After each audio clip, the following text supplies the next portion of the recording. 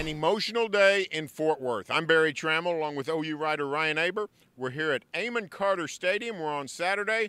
The Sooners get back in the win column. They beat TCU 52-27, wipe out some of that stain of the loss to Texas 2 weeks ago.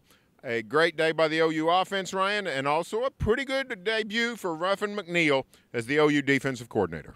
Yeah, it was. In the second quarter, as Oklahoma's lead evaporated down to just 4 points after they looked like they were an interception away from putting the game away, you wondered if it was here we go again for the Sooners defense.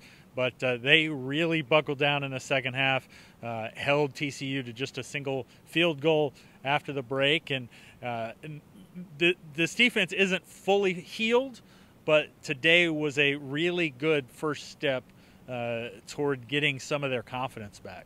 Yeah, the Sooners give up 20 offensive points. It's not great, but that's certainly winning football when you have an offense like this. Kyler Murray, another monster day. The OU tailbacks, both Trey Sermon and Kennedy Brooks, go over 100 yards. This is the best defense in the Big 12, TCU. Traditionally it is, statistically coming into this game, and yet the Sooners carved them up. Yeah, they did. And it's, with Oklahoma's offense, if they don't score, sometimes you're like, what's going on? The sky is falling.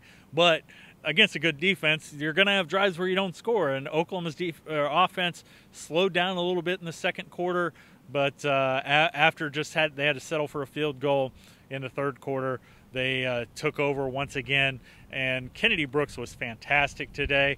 It was buried down the depth chart early in the season, was the number 5 guy for a time, but for the second consecutive year, the game after Texas, a running back really asserts himself. Last year it was Rodney Anderson with the performance against Kansas State, and today it was Kennedy Brooks with it was 168 yards and a touchdown, averaged 9.3 yards per carry, which actually brought his yards per carry down a touch.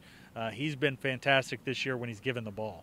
Well, like we said, an emotional day. The first game played without Mike Stoops, fired 2 weeks ago as defensive coordinator. Also emotional, the death of Trey Brown's mother last week. Sooners rallied around Trey. He played today, played well at the cornerback spot, was part of that OU defensive revival.